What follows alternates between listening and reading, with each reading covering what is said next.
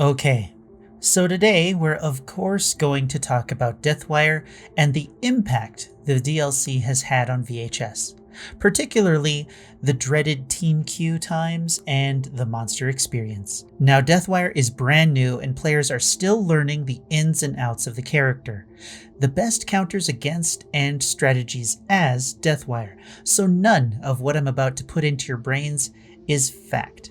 But we'll revisit this video in a few weeks to see how the player sentiment ends up and whether any of my predictions pan out after this point. The main question today isn't whether Deathwire is good or bad. He's good. He's really good. But the question is Deathwire too good? Space Coconut. Overtuned is the word my group ended up using most often when we went against Deathwire last night, and while only a handful of matches aren't nearly enough to really figure out the strategies against it, the sentiment was the same. Deathwire is Werewolf 2.0. Let me explain. Back in the beta, Werewolf's Howl mutation Thunder Howl used to stagger teens instead of deafening them. His howl also stops teens from using their weapons and items. The Stagger Howl was almost universally despised, and the devs eventually changed it to the Deafen Howl we have today. Deathwire's Voltage Vice ability slows teens in a similar way that the old Thunder Howl did. Voltage Vice also has 2 charges of the ability to use in quick succession if needed. I think that after several matches against Deathwire, the Voltage Vice ability will give players the same love of the ability that Thunder Howl did for the Werewolf. Eventually, teen players aren't going to enjoy the ability and are going to find it annoying to deal with. Of course, there is counterplay and tactics that need to be employed in order to deal with the ability, the crux of which is teamwork within the team group itself.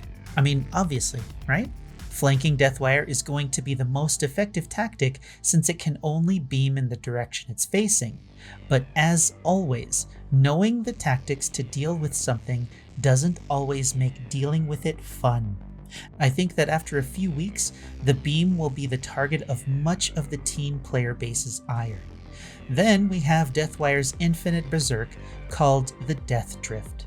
While Berserk increases the movement, lunge, and vault speed of the werewolf by 26% for 12 seconds, Death Drift increases Deathwire's movement speed by 20% indefinitely.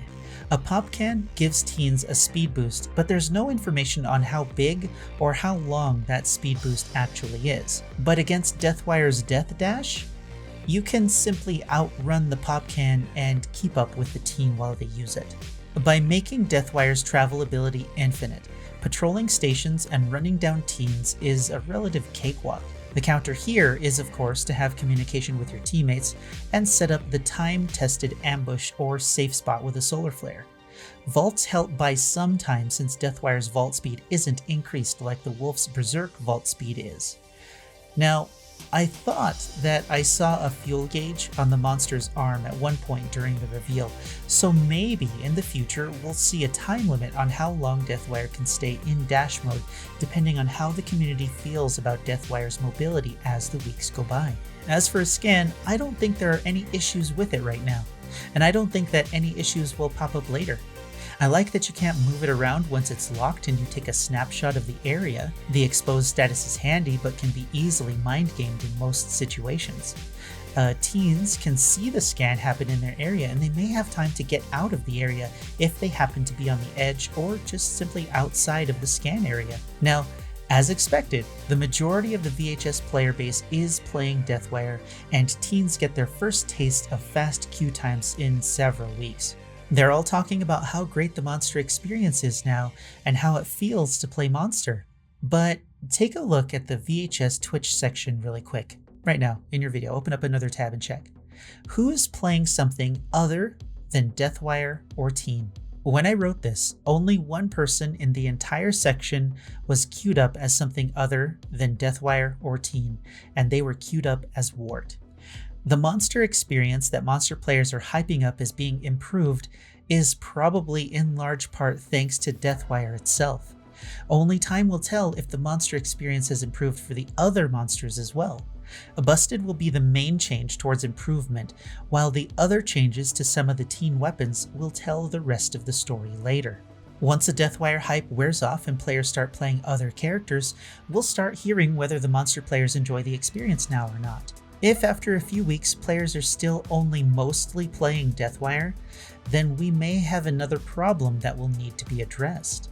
If Deathwire is overtuned and teens start having a less enjoyable time going against the only monster that players want to play, then monster players will start to see their queue times skyrocket as teen players start to do what monster players did weeks ago: stop playing.